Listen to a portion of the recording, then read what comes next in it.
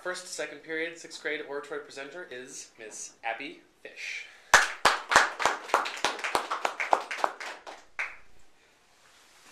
Hello, my name is Abby Fish, and today I'll be presenting an excerpt from A Short Guide to a Happy Life by Anna Quindlen.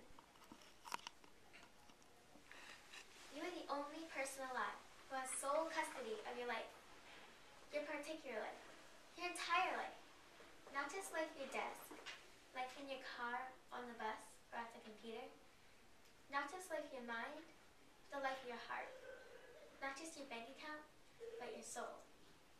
So I suppose the best piece of advice I can give to anyone is pretty simple.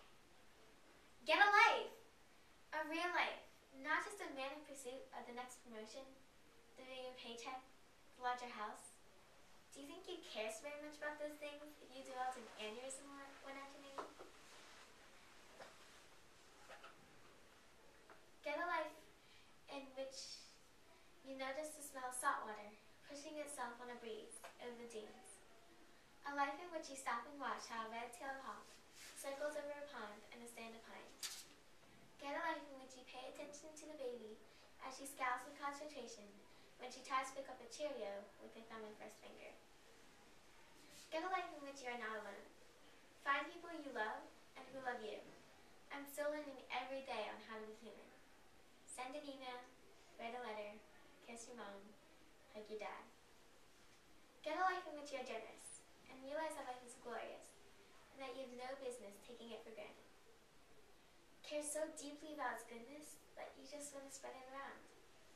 It's so easy to waste our lives, our days, our hours, our minutes. It's so easy to take for granted the pale new growth on an evergreen. It's so easy to exist instead of live.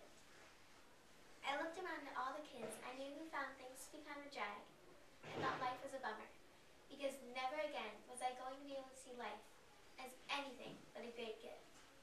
It was the dividing line between seeing the world in black and white and in technicolor. The lights came on. It's ironic how we forget so often how wonderful life really is, and we have more time than ever to remember it. Men and women of generations past had to work long, long hours to support lots and lots of children and tiny, tiny houses. The women worked in factories and sweatshops, and then at home too. There's a new generation of immigrants now, ones who work just as hard.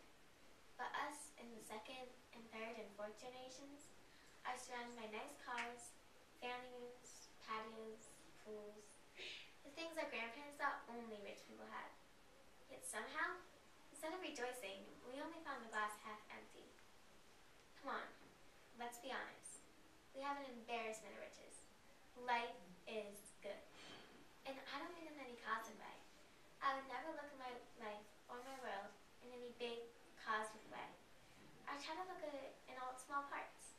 The snowdrops, the daffodils. Life is made of the moments. And we have to teach ourselves how to make room for them. And how to live. Really live.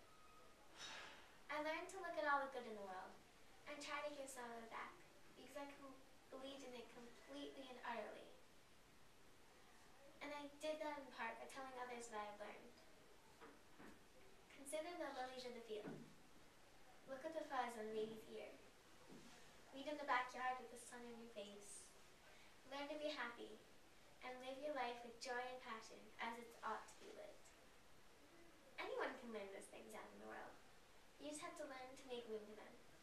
And how to get a life, a real life, a full life. School never ends. The classroom is everywhere. The exam comes at the very end. I found one of my best teachers at the boardwalk at Coney Island. He and I were sitting on the edge of the wooden supports, dangling our feet over the side, and he told me about his schedule. Panhandling the boulevard when the summer crowds are gone, sleeping in a church when the temperature went below freezing, and hiding from the police amid the tilt-a-whirl and the cyclone. But he told me most of the time he just sat facing the water, just the way we were sitting now. Even when it got cold and he had to wear his newspapers after he wore them. But I asked him why. Why didn't he go to one of the shelters? He looked out to the ocean and said, "Look at the view, young lady. Look at the